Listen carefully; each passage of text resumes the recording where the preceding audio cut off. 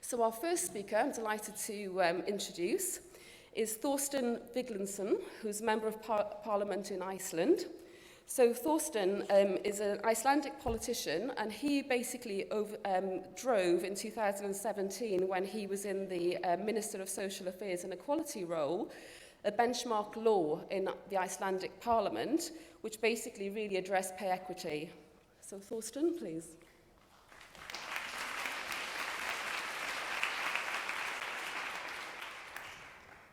Is it okay if I just speak standing from here? So thank you very much for having me here, Irene, and a great pleasure to be with you here today. Iceland, as was explained, in 2017, we passed what I think is a groundbreaking legislation, making it mandatory for companies to have an equal pay certification for their employees. And it is a significant change from the legislation that we have had for the past decades that have not been working on simply just banning pay discrimination without any further action. And maybe to explain this in simple terms, first of all, the impact of the legislation is we are reversing the burden of proof when it comes to pay inequity. It isn't up to the employee to prove that the company is discriminating against him or her. It is up to the company to prove that they are not discriminating based on gender or any other.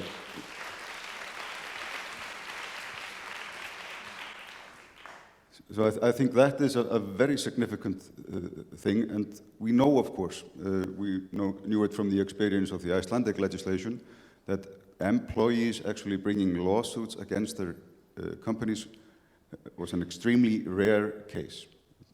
People don't want to sue their employer, for obvious reasons. And secondly, it was very difficult to prove that you were actually being discriminated against because of pay, transparency, etc. Now, secondly, and what I think is not less important in this matter, is that when we talk about equal pay for work of equal value, our fundamental problem is we don't value work. We value employees and the tasks they are doing jointly in business. We don't separate between the work itself and then the value enhancement of the employee doing the work. And that is the key factor of the equal pay standard that we are made mandatory in Iceland. It makes it mandatory for the companies to value the work itself separately from any pay or personal pay enhancements to the employee because of performance or educational levels or etc. So the work within the company itself has to be valued separately. That means that we can actually go into the companies and certify that they are actually not discriminating based on gender or other, we could say, discriminating factors. Now, what I find interesting when we introduced this legislation was, of course, we met with a lot of resistance. And a lot of companies' business complained that this would be too expensive, it would be too much of a regulatory burden for business. And my background was actually business before. I'm a newcomer in politics. I entered politics in 2016. Looking at it from the business perspective, I said, this isn't a burden, and we are actually applying a lot of regulatory burdens on companies in a number of areas. We don't let companies self-regulate when it comes to environmental factors, when it comes to health and safety factors, when it comes to fiscal reporting, etc. We regulate companies, and we regulate them quite a lot. Why on earth do we not regulate companies when it comes to gender equality? Why do we leave it up to the companies themselves to decide whether they are discriminating or not? That is not acceptable when we are saying that the action itself is illegal. Of course, we could make the argument we shouldn't have to make it mandatory, we shouldn't have to apply the legislation in this matter, but all the practical evidence points to the contrary, of course. The case for gender equality on a societal basis is, of course, a very strong case. We know it from the Nordics. It's a good, sound political policy to focus very strongly on gender equality. The Nordics are richer companies because of the high labor market participation of women. Without doubt, we have a number of studies showing this.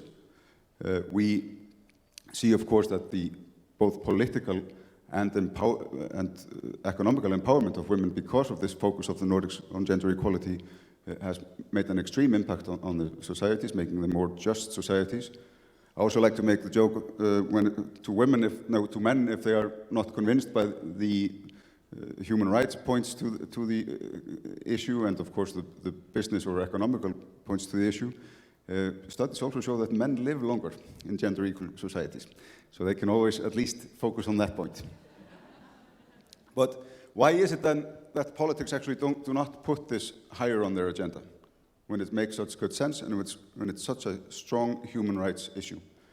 That is a surprising point to me, at least, and I think learning from the Nordics for other countries is extremely important when it comes to gender equality. It is a good, sound policy to have. It should be on the top of your agenda in every country when it comes to the political spectrum. Now, looking at how has this been working in Iceland for the 2 years since we passed the legislation? What I found interesting, based on the criticism that we received in the beginning that this would be a burden to companies, the Icelandic government just did a poll among the companies that have been certified already, and we have now around 25% of the employee pool in Iceland certified under the new legislation. 80% of the companies reported they were quite satisfied with the law, with the equality standards, and the way it was working. So it became quite obvious that this isn't the regulatory burden that everyone was complaining about.